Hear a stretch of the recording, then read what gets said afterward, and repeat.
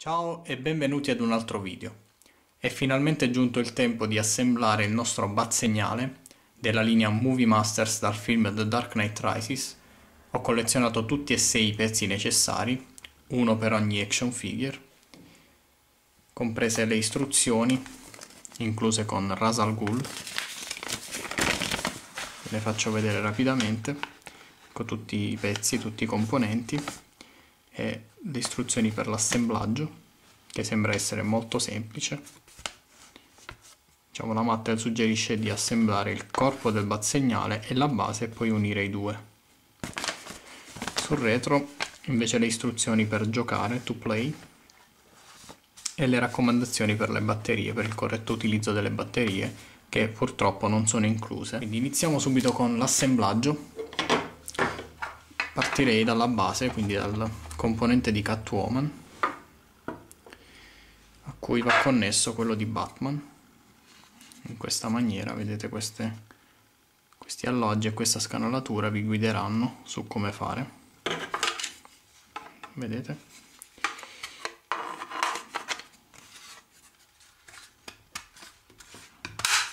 Ecco fatto, facilissimo.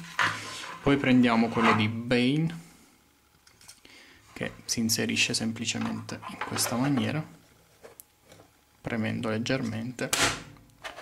Vedete, ogni componente, ogni passaggio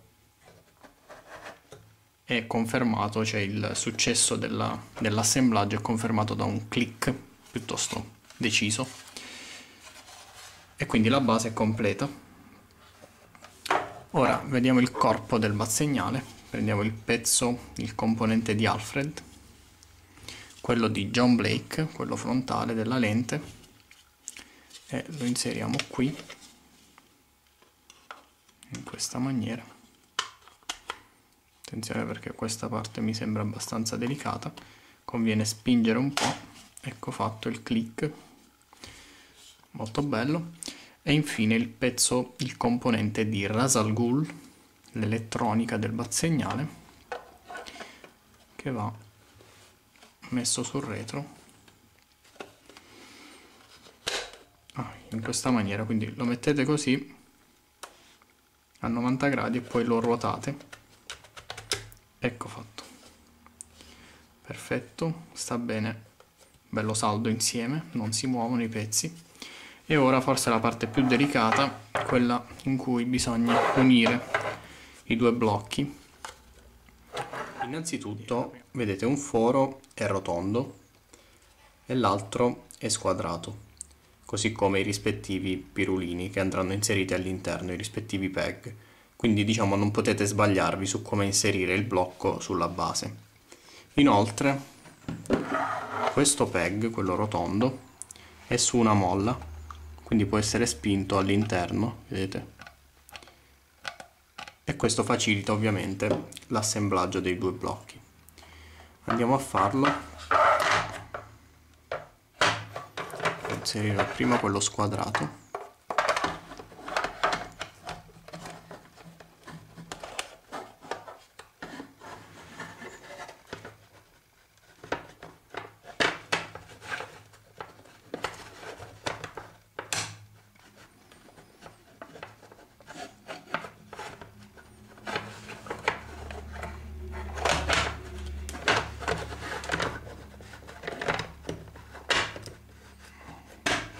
Fatto.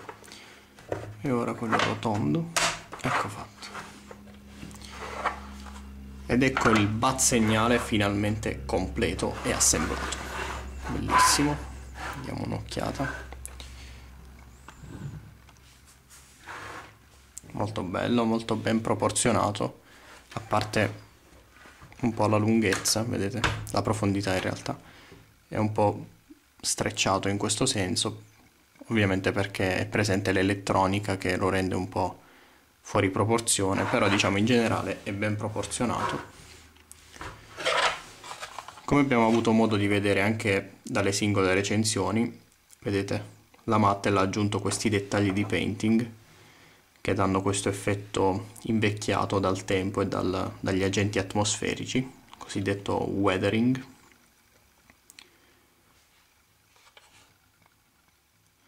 molto bella la base, ben dipinta, vedete il bat simbolo è molto pulito, non ci sono sbavature.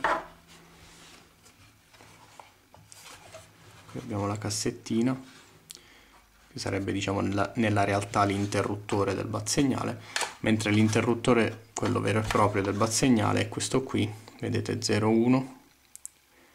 Ho già inserito le batterie, quindi potremo vedere come proietta. Per quanto riguarda diciamo l'articolazione, si può muovere in su e in giù con questo range di movimento e ruotare a 360 gradi. Vediamo la proiezione. Andiamo a mettere su 1. Allora, una raccomandazione che vorrei fare, come potete vedere non proietta, perché il componente di Ras Al Ghul deve essere ben fissato nella posizione prestabilita. Quindi io adesso vado un attimo a girare un po', cercando, ecco, vedete? Vediamo se riesco a farvi vedere, sì, abbastanza, anche se c'è molta luce, si vede abbastanza la proiezione. E qui sotto abbiamo questo tastino che vi permette di interrompere la proiezione, quindi vedete premendo,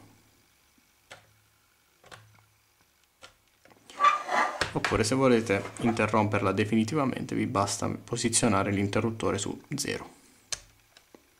Ecco fatto.